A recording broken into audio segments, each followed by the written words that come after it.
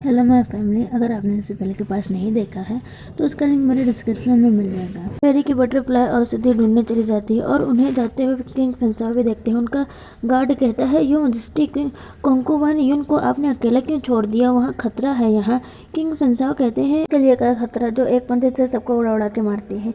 जब किंग एक बच्चे बन गए थे तो उनको बचाने के लिए फेरी ने कॉन्स्टेंटाइन के गुंडों को उड़ा उड़ा के मारा था। वही की बात कर रहे हैं किंग। वो गार्ड तो ये सुन के शौक हो जाता है कि वो इतनी स्ट्रॉन्ग है और कहता है, पर मैंने तो वॉरियर लगा दिए हैं मिस को प्रोटेक्ट करने के लिए उनके रूम के बाहर, क्या मैं अब हटा दूं उनको। किंग कहते हैं, यूनर के बहुत सारे गार्ड लगा दो, ध्यान देना कि उसे हार्म ना हो। गार्ड कहता है, पर आपने तो कहा कि वो एक स्वैप से सबको उड़ा उड़ा के मारती हैं, अब आप मिस को प्रोटेक्ट कर रहे हैं। किंग कहते हैं, ब्लड द थ्री मर्डरर अभी भी आ सकते हैं, तुम जाओ, मुझे मेरा शैडो गार्ड प्रोटेक्ट कर रहेगा। गार्ड कहता है यस और सोचता है कॉन्सर्ट यून को तो दिखता ही नहीं, लेकिन मैजेस्टी उनकी कितनी ज़्यादा परवाह करते हैं। नाइट हो जाती है। फेरी अब तक उन बटरफ्लाई का वेट कर रही थी। वो बटरफ्लाई आके बताती है कि हमने ढूंढ लिया वो औषधि। फेरी बर्ड बन के उनसे कहती है, मुझे वहाँ लेके चलो, और सोचती है मैं सुबह फेंगसाओ को वहाँ औषधि वहाँ पर ले जाकर खिला दूंगी। फैंगलिंग वो सब फैंगलिंग फियोनिक्स फॉरेस्ट में आते हैं, रिवर के साइड। वो बोधा औषधि लेक के बीच में था। फेरी लेक के बीच में वो औषधि को देखने जाती है और उन बटरफ्लाई को उनका रिवॉर्ड देती है। वो बटरफ्लाई तो हैप्पी होके चली जाती है। फिर ये सोचते हैं, फेंगसाओ को तो नहीं पता लगा होगा कि मैं रूम में नहीं हूँ। इधर इस होटल के सारे स्टाफ और वेटर किंग पर अटैक करने जा रहे थे। वो सब जब वहाँ पहुँचते हैं तो वहाँ पहले से ही किंग ने बहुत सारे अपने सोल्जर्स को बुलाया हुआ था। किंग कहते हैं, उन गुंडों से मैं तुम लोगों का वेट करते करते थक गया। उस गुंडे के लीडर उसी मैन को कहता है, मास्टर अब हमें अटैक करना है कि नहीं। लीडर गुस्से से चिल्लाते हुए कहती है, तुम्हें कुछ दिख नहीं रहा उनके कितने गार्ड्स हैं, कितने सोल्जर्स हैं, और हम सिर्फ गिनती के 5 लोग। किंग कहते हैं, अपने गार्ड्स से डोर क्लोज करके कोई भी जिंदा नहीं बचना चाहिए। वो सब तो डर जाते हैं। गुंडे की लीडर किंग से बैग करने लगती है। किंग सभी को मारने वाला था, तभी उस रूम के में गार्ड आके भाग के बताता है कोंगकुवान युन अपने कमरे में नहीं है। किंग गुस्से से वो लीडर से कहता है, तुम्हारी हिम्मत कैसे हुई मेरी वुमन को किडनैप करने की। उन गुंडों की लीडर कहती है, मुझे नहीं पता। किंग का गार्ड उस लीडर को पंच करके कहता है, कहाँ है मेरे मास्टर की वाइफ। वो लीडर तो रोने लगती है। किंग उस लीडर के ऊपर पैर रख के पूछता है, अगर तुमने नहीं बताया तो तुम्हें तुम्हारे डेथ आने तक टॉर्चर किया जाएगा। वो लीडर कहती है, हमें बस अटैक करने के लिए कहा गया था, मैंने किसी को किडनैप नहीं किया। किंग कहते हैं, वो अपने रूम में नहीं है, तुम्हारा मतलब है कि वो खुद ही यहाँ से चली गई। वो लीडर डरते हुए कहती है, मास्टर क्या पता आपकी वाइफ नहीं गई हो, वो यही कहीं हो। फेरी वहाँ से आ गई थी और वो देखती है कि किंग के रूम में लाइट जल रही है, तो वो देखने जाती है और अंदर जाके सब देख के कहती है, क्या यह पार्टी हो रही है। वो लीडर फेरी को देख के कहती है, मास्टर वो देखिए आपकी वाइफ हम आ गई, हमने कुछ भी नहीं किया। किंग फेरी से पूछते हैं, यूनर तुम कहाँ गई थी। फेरी कहती है, मैं तो बाहर वॉक करने के लिए गई थी। किंग अपने गार्ड से उन सारे गुंडों को मार देने के लिए कहता है। वो गार्ड से सबको ले जाने लगता है मारने के लिए। फेरी पूछती है, वो सब तो इस होटल के एम्प्लॉय हैं, है ना, वो क्या करना चाहते थे। किंग बताता है कि वो सब हमें आज रात मारने वाले थे। फेरी कहती है, जब आप पहले से ही जानते थे तो उन्हें आपने पहले क्यों नहीं पकड़ा। किंग बताते हैं कि यहाँ के किंगडम का रूल है कि हम किसी को ऐसे ही नहीं पकड़ सकते। फेरी तो किंग की तारीफ करती है और बाय बोल के जाने लगती है। तो फेरी को किंग पकड़ के रोक लेता है और कहता है, मैंने बेबंग को तुम्हारे रूम की पहरेदारी करने के लिए कहा था, तो यूनर मुझे तुम ये बताओ तुम बाहर कैसे गई। फेरी कहती है, मैं तो डोर से निकली, मुझे लगा कि आप सो गए होंगे इसलिए मैंने आपको परेशान नहीं किया। और वो सोचती है, मैं तो फंस गई।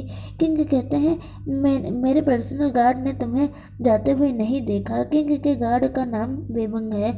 वो कहता है, इम्पॉसिबल है, मैंने मिस के रूम की अच्छे से नज़र रखी थी, उनका डोर बंद था। मैं वहाँ से हिला भी नहीं, एक सेकंड के लिए भी नहीं हिला था।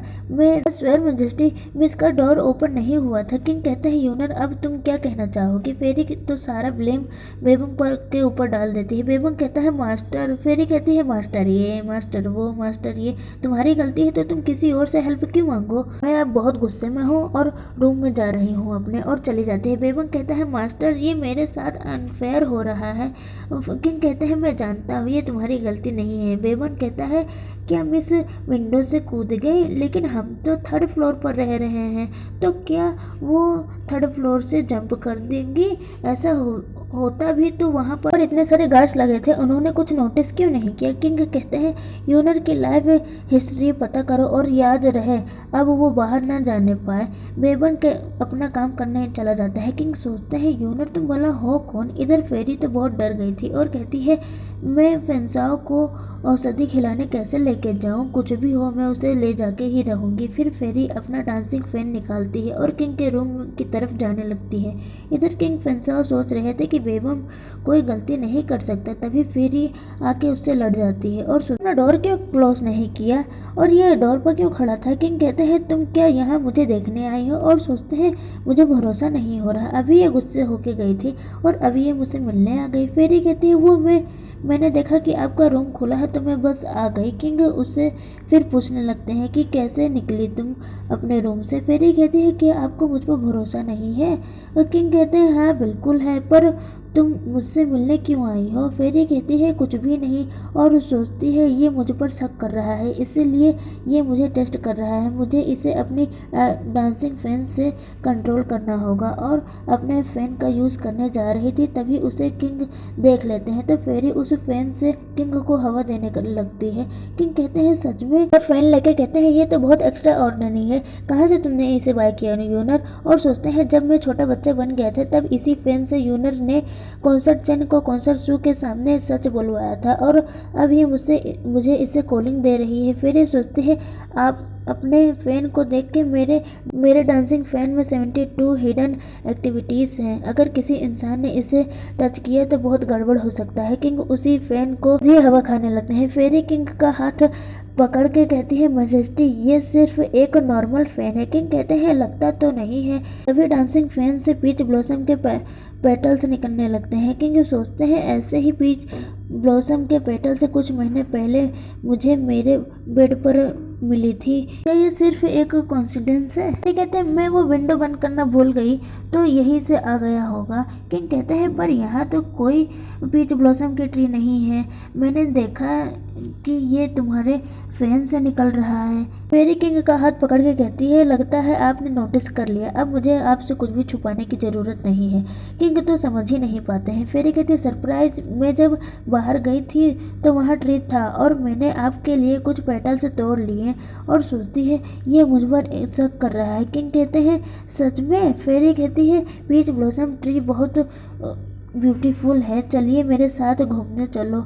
और सोचती है मैं कितनी स्मार्ट हूँ, सब चीज़ों को आसानी से संभाल लिया मैंने। फेरी तो क्यूट फेस बना के कहती है प्लीज़ चलिए ना प्लीज़।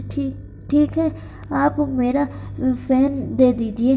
किंग तो फ़ैन अपने कपड़ों में रख लेते हैं और जाने के लिए मान जाते हैं। फेरी तो सिर्फ देखती रह जाती है फ़ैन। किंग उससे चलने के लिए कहते हैं। फिर वो दोनों फियोनिक्स फॉरेस्ट में आते हैं, वहाँ पर बहुत सारे पीच ब्लॉसम के ट्री थे। किंग पूछते हैं तुमने ये जगह कैसे ढूंढी? और सोचते हैं ये इस मौसम में पीच ब्लॉसम कैसे खिल सकता है और मेरे शैडो गार्ड ने फॉरेस्ट कभी नोटिस क्यों नहीं किया? फेरी किंग से कहती है आप सीनरी को एंजॉय करिए, मैं अभी आती हूँ। फेरी बद्धा औषधि को लेने जा रही थी लेक से, तभी उन दोनों के सामने बहुत बड़ी नाइन टेल फॉक्स आ जाता है और वो फॉक्स कहता है तुम दोनों की हिम्मत कैसे हुई मेरे यहाँ आने की? फिर सोचते हैं मेरे फ्रेंड्स ने बताया था कि औषधि को नाइन टेल फॉक्स गार्ड करता है, मैंने इसे कल क्यों नहीं देखा जब मैं यहाँ आई थी? किंग फेरी को प्रोटेक्ट करने के लिए फेरी के आगे आ जाता है। फेरी नाइन टेल फॉक्स से कहती है ये इमोर्टेंट है, इसका मतलब जो रोमांस नहीं कर सकता। फेरी कहती है मैं यहाँ क्रिस्टल हर्ब लेने आई हूँ। फेरी सोचते हैं मैं अपनी आइडेंटिटी किंग के सामने रिवील नहीं कर सकती। किंग सोचते हैं क्रिस्टल हर्ब? फेरी कहती है तुम चाहो जो कर लो, लेकिन मैं हर्ब लेके ही रहूँगी। नाइनटेल फॉक्स कहती है तुम्हें हर्ब चाहिए, मिलेगा। फेरी तो खुश हो जाती है। फॉक्स कहती है लेकिन पहले तुम्हें मेरे ट्रायल को पास करना होगा, और वो फॉक्स उन दोनों के ऊपर जाके उन दोनों के ऊपर अपने मैजिक का यूज़ करके उन दोनों को एक मैजिक बॉल के अंदर बंद कर देती है, जिससे वो दोनों कहीं अलग अलग हो जाते हैं। वो दोनों एक दूसरे को देख नहीं पाते हैं। वो फॉक्स कहती है उन दोनों से अपना मिशन कंप्लीट करो, फिर यहाँ आ सकते हो। फॉक्स उन दोनों को देख रही थी, लेकिन वो दोनों एक दूसरे को नहीं देख पा रहे थे। ये फॉक्स किंग से कहती है तुम उससे मिलोगे जो रियल है, जिससे तुम पहले प्यार करना चाहिए था तुम्हें। तुम दोनों अपनी किस्मत को फॉलो करो। तुम दोनों इल्यूजन में तब तक रहोगे जब तक तुम्हें रियलाइज़ नहीं हो जाता कि तुम इल्यूजन में हो, तो तुम यहाँ रियलिटी में आ जाओगे, रियल दुनिया में। उसके बाद दिखाया जाता है कि फेरी अपने रियल फॉर्म में लॉन्ग यांग पैलेस कोर्टयार्ड में थी, किंग के पैलेस में। फेरी को कुछ भी नहीं याद था कि अभी क्या हुआ। पीछे से किंग आ जाते हैं, वो भी रियल यूनर के साथ। वो किंग के बेबी से प्रेग्नेंट थी। फेरी तो उन दोनों को एहसास देख के शौक हो जाती है। किंग जब फेरी को देखता है तो गुस्से से कहता है तुम कौन हो, तुम्हारी हिम्मत कैसे हुई मेरे पैलेस में आने की। फेरी कहते हैं फेंसा, ये मैं हूँ यूनर।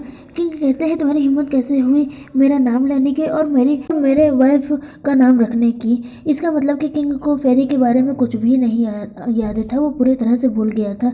रियल यूनर कहती है मैजेस्टी उसे छोड़ दीजिए, पता नहीं उसका भी नाम यूनर ही हो, उसे आप छोड़ दीजिए, हमारा बच्चा आपको देख रहा है। फेरी तो बच्चे की बात सुन के शौक हो जाती है। किंग गार्ड से कहते हैं ले जाओ इसे, इसने लॉन्गिंग पैलेस में आने की हिम्मत की, इसकी जान बख्श रहा हूँ, लेकिन इसे ले जाके 50 कोड़े मारो।